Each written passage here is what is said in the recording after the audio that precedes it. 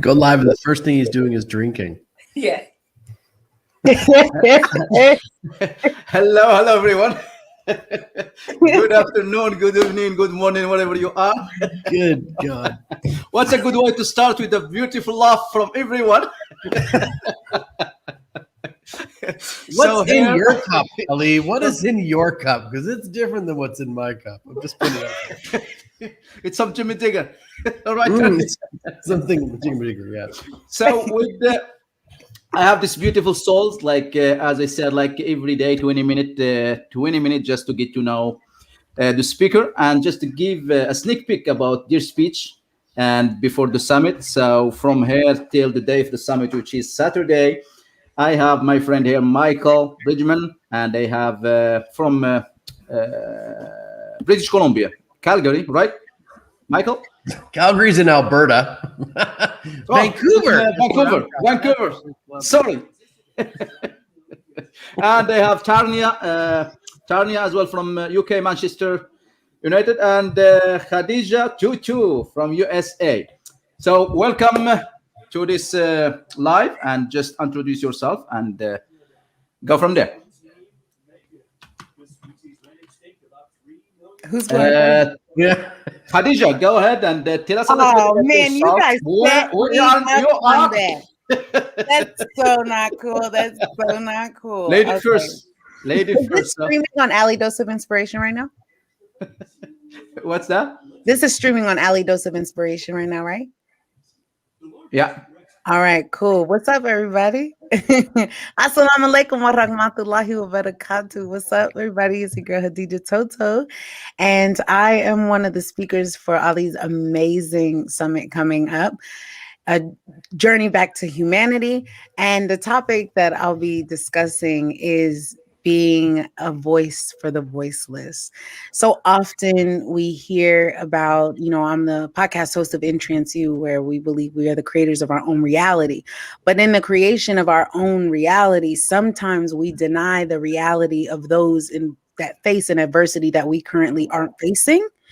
And we like to avoid the problem. We like to negate their issues. We like to belittle their issues and make them seem smaller, when in fact it is not smaller. In fact, they are suffering. In fact, they do need help. And one of the first things in being a Reiki practitioner that we learn is, one, we can't give healing to those who don't want it. And two, we learn that in order to heal something, you first have to face it. And if you're not willing to face the issue and face the problem that you have that's standing before you, then how can you heal? We have to be able to look each other in the eye, tell each other that we love each other, but tell each other the truth about the manner in which we are.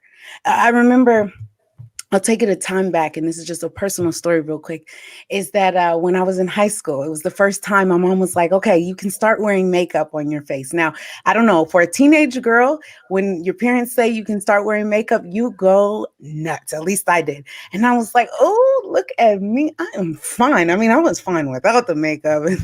But when I put that makeup on, I was like, oh, yeah, she is. And took off the glasses. Look at, hey. And as I became super vain, and I was looking at myself all the time. And one of the things my mom said, she said, Hadija, if you keep looking at yourself like that, God's going to mess up your face. And I was like, oh my gosh, okay, let me not look at my face. Like, she was like, it's not that he's going to mess up your face because, of like anything else, but you can't be so into yourself. You have to be able to look at other people and recognize the beauty outside of yourself. Hence, one of the reasons why I don't wear makeup, because I still have that problem. So when I put on makeup, I'm like, oh, I'm gorgeous, which there's no problem. But vanity is a problem. So always looking at yourself and thinking that you have the best, which it could be true. Believe in yourself, know that you have it, but also be able to look and recognize and look at someone else who may not have it. And that's important, is to step out of yourself and step into another thing. It's not about, a lot of people say, when you take a walk in my shoes, right? Take a walk in my shoes and see how you'll feel. No. It's not about taking a walk in your shoes. How about we put a mask on your face and put that mask and make them look like you? and put some gloves on and make them look like you. And then you tell me who you are. You know, in Middle Eastern countries, I'm Muslim, right? And so, in a lot of Middle Eastern countries, people get, I notice a lot of Westerners get like a little halted back when they see the full burqa. And the full burqa, basically, it almost looks like a ghost. You know, you can't even see the eyes, right? And so it's fully covered. And so my question to you would be, when you are fully covered, who are you? When you don't have just your looks, who are you? Who are you? And you're more than your looks. You're more than just the physical appearance. You should stay covered regardless of what people can see of you or not. What are you covering? How are you covering yourselves? And how are you being there for other people? And that's just a preview of be the voice, be that voice, and say what you have to say, but most of all, heal and have hope. I'm Toto, and that's my Ali of inspiration talk. I love that. I love that, the voice of the voiceless, and that's amazing how we want people to use their voice to inspire and to empower and to be there to help people. A lot of people want to be motivational speaker, want to be speaker, but do you know why you want to use your voice? What is the reason to use it for? And when we have that passion, that desire, that mission that we want to use our voice to help, to build, and to help others, that is really the mission. And this is why we are doing this Humanity, just so we can the journey back to our humanity. And we will be right back.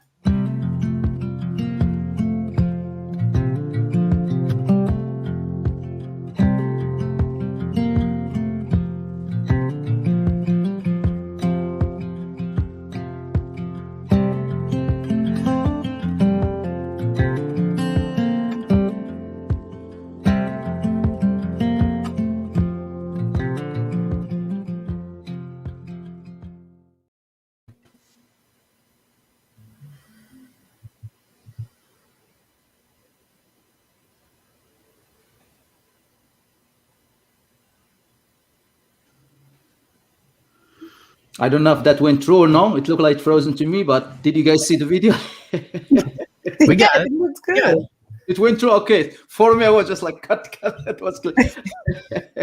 But this is just a little video saying that let's be the change. Each one have that power to make a change, either in their house, either in their community, either all over the world. But sometimes we say somebody has to do it. But who is that somebody? I am that somebody. You are that somebody. She is that somebody, and he is somebody. So be the change you want to see in the world. And I will move to my friend Michael Bridgman, and tell us a little bit about yourself and a little bit about your speech. Absolutely. Thank you, Ali. It's an honor to be here with you, beautiful people. And my friend, it's going to be a fantastic Saturday. So this is February 13th that we are rocking and rolling this thing. Am I right? Yeah, so, February 13th. Yeah, I'm really looking forward to it. Well, as Ali had put it, I hail from beautiful Calgary, British Columbia. No, Vancouver, British Columbia, Canada. And I'm I've had the grace and the honor of being a multi-business owner entrepreneur. So it's been a wonderful journey in my life. And it's something I'm going to talk about, this myth of productivity, this addiction to productivity that we seem to have as a culture, this idea that if we're not pumping out a heck of a lot of content material and we're not producing a ton, then we're just losing value all the time. I tell you, man, it's a serious addiction problem that happens for a lot of us, that we believe that volume is going to trump quality.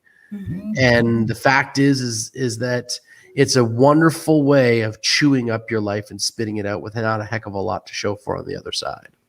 And that's not to say that we shouldn't be productive, but I'm going to use my shirt for a moment to illustrate my point, because I did this. I went down this road. I sacrificed years of my life committing to activity rather than committing to results, because they're two very different things. And this is what my shirt says.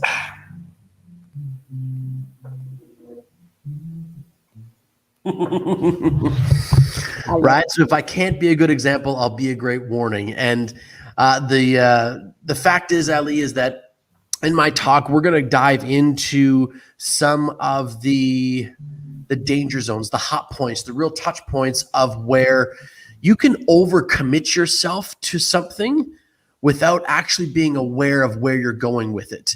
And it's a really dangerous thing to do. And I love the Friedrich Nietzsche quote where he says, many are stubborn in pursuit of their actions, few in pursuit of their goals. And to me, I think that that's this thing that we buy into so often, is that I've got to produce more. I've got to be more productive. I got to crank it out. My friends, ladies and gentlemen, with the apps that we've got, the things that we have at our disposal right now, these dangerous little substances that we carry around in our pockets, we are more productive than any other society in history. But we're addicted to always cranking that wheel up. And we tend to just completely misrepresent what is versus productivity and quality versus just massive volume of stuff. And it's funny because even a lot of gurus I find, Ali, they're just like, produce every day, just produce every day. Who cares if it's garbage? It doesn't matter. Produce every day, every day, every day, every day. And yeah, sometimes over time we will get better, but we're layering on the silt, aren't we? Like we're just layering in volumes of stuff. And I've become a believer in my life of sitting back and taking a moment and going, what's going to be the thing that really moves the needle? Mm-hmm.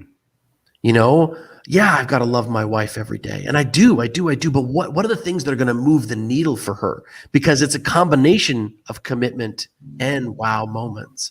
It's not just one thing. So I think when I became a dad, everything changed for me. 3 years ago, on December the 19th, it was 3 years ago, when my son was born. Ladies, you have the privilege of growing the child, so it's a different thing for you. Guys don't have that. There is no baby, then there's suddenly a baby. Like there's no in between moment. There's no, I can feel it doesn't happen. We don't understand. We don't get it. There is clearly no understanding until, and we're like, holy, this is happening. Like something's happened, right? So there's that moment, and everything changed in my life. I was willing to sacrifice 21, 24 hours a day towards whatever it is that I was doing at the time, to being productive. And then something that, shocked me, and it said, you don't get those 24 hours back, Michael. They don't come back. Mm.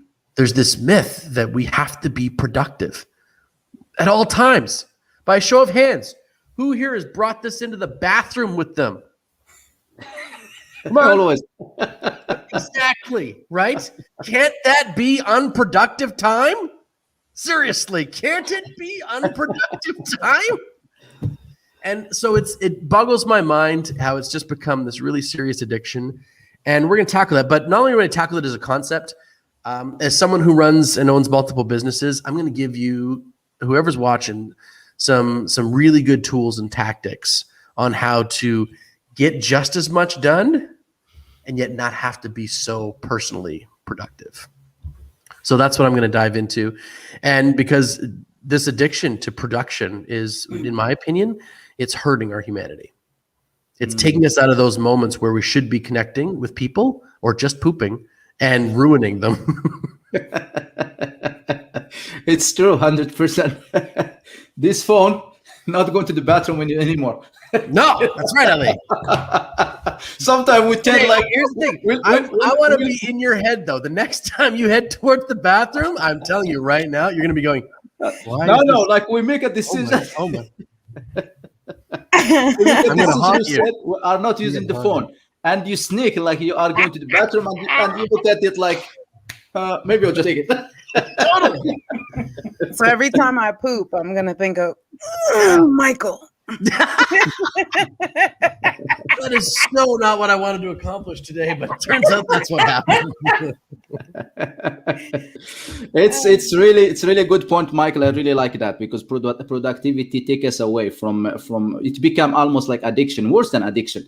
And we see everything on TV, on YouTube, everything, and we want to do more.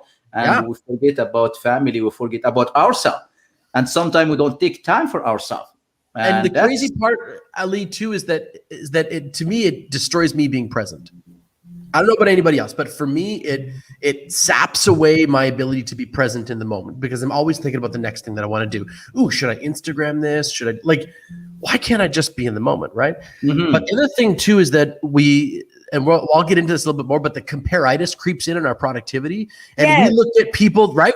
You look at somebody like Gary Vee, and you're like, I should be able to produce 64 pieces of content every single day. And it's like, yeah, but he's got a team of 18 people, right? Like, he's got somebody filming him tying his sneakers every day and turning that into a music video. Like, we don't have that.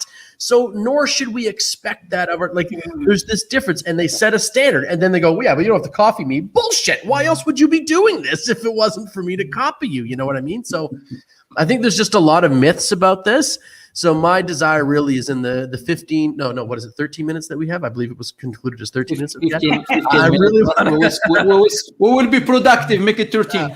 I really want to rip out some of the guts on this stuff. So anyway, I'm going to totally stop talking right now because I want to hear Tanya's voice. Thank you very much, Michael. I really appreciate that. Good point. And Tanya, my friend. Wow, I'm loving the energy. I'm absolutely loving it. So I'm Tanya. I'm from the UK, Manchester, England. And I'm super excited about the summit next week. It's going to be fire. So you got to show up and bring your notepad and pen because there's going to be some bullets firing and you got to keep up. I say bring 2 pens because it might run out. Come on now. Yes, that's it. Come on, Khadija. So I'm going to be talking about purpose. We've got to show up in this world. We are here. We're still here. And we are blessed. We are highly favored to still be here. So if we are here, we have a purpose to fulfill. Robert Bryan said the purpose of life is a life of purpose. Are you living your life of purpose? Or are you living on the default setting? Just cruising, doing what you think is expected of you. Because I know I was. I went to school, got my GCSEs, went to college, got my A-levels, went to university, got my degree, got my career, got married, had children. The list goes on. This is what's expected of us. And I was on the default setting. But 2021 is the year where we live our life of purpose, on purpose, for a purpose.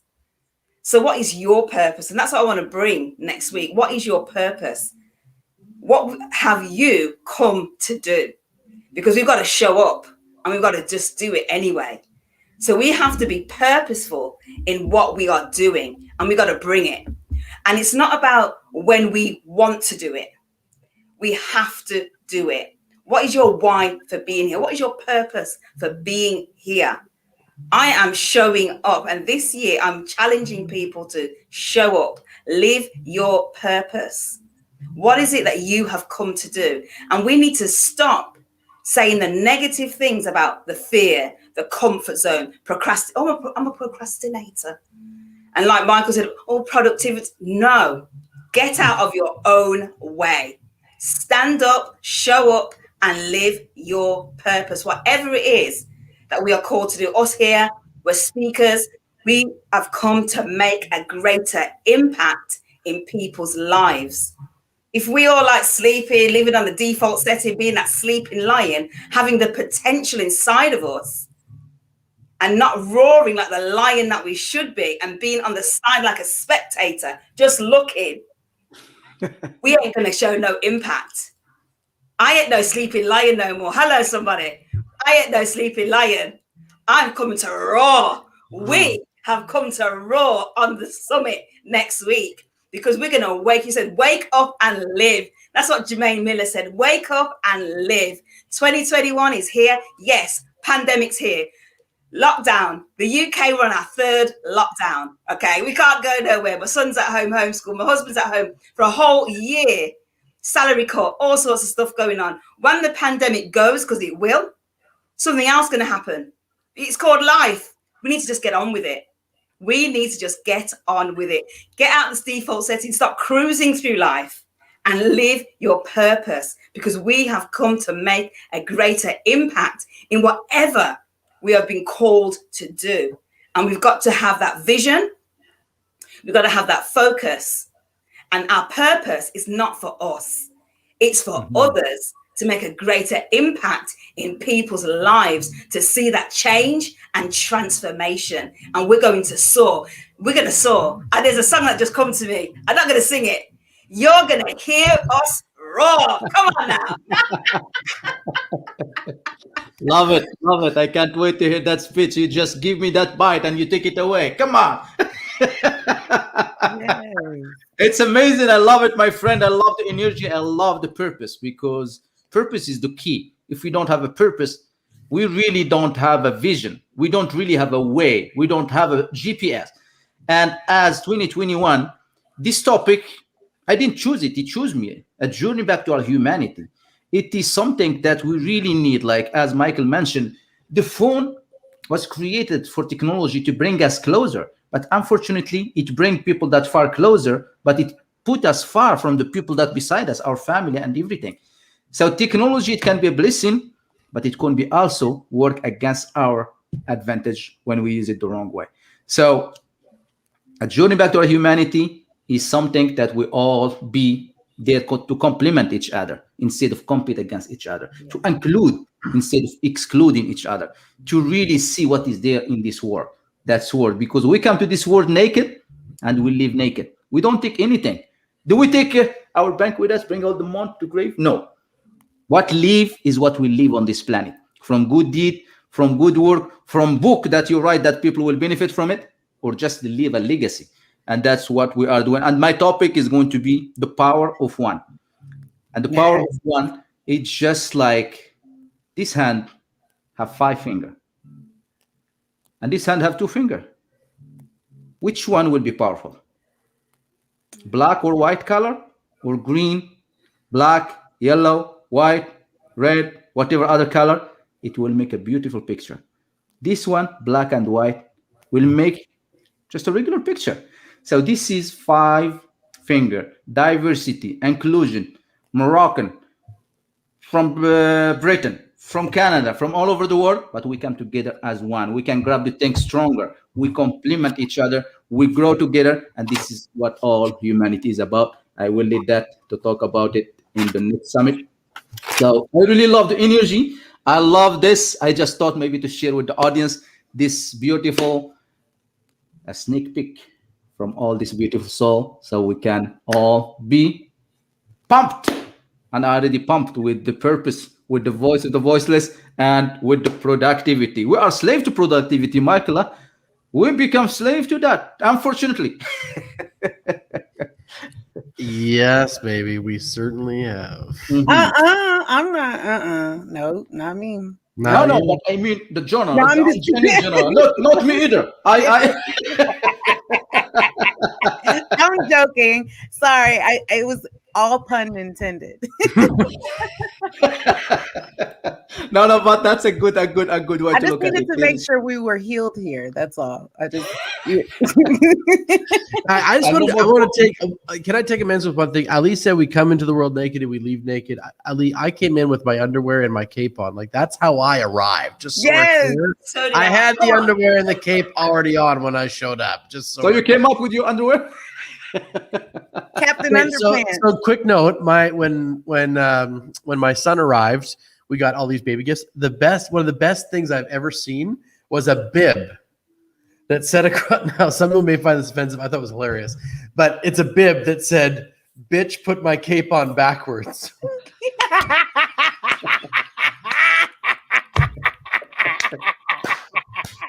That's a great bib. Oh man, and it was too bad because he hated wearing bibs. I was like, "Put it on, man, put it on." He's like, "Get it off me." I'm like, "I just gotta get a picture of this thing." Oh man, it's so funny. Isn't that good, Tony? Oh, I saw that and I roared. Oh man, That is beautiful. isn't that good? Yeah. Well, thank you very much, ladies and gentlemen. I really love the energy. I love the laugh. I can't think we wait killed Tanya. for that. And this is just, ladies and gentlemen, just to share with our beautiful audience that this journey, I couldn't hold it anymore. Tanya, We I'll will find see the you picture. all We've got next pictures. I'll Saturday. find them. Thank you very much, I everyone. need to see the picture, Michael. I need to see it. All right. Yeah. Please Send me the post picture. it underneath in the Behind the comments. scene, we Well, will you know watch what? it. Well, I still got the bib. Maybe I'll just put it on me. Yeah. Find Please. one of Alex.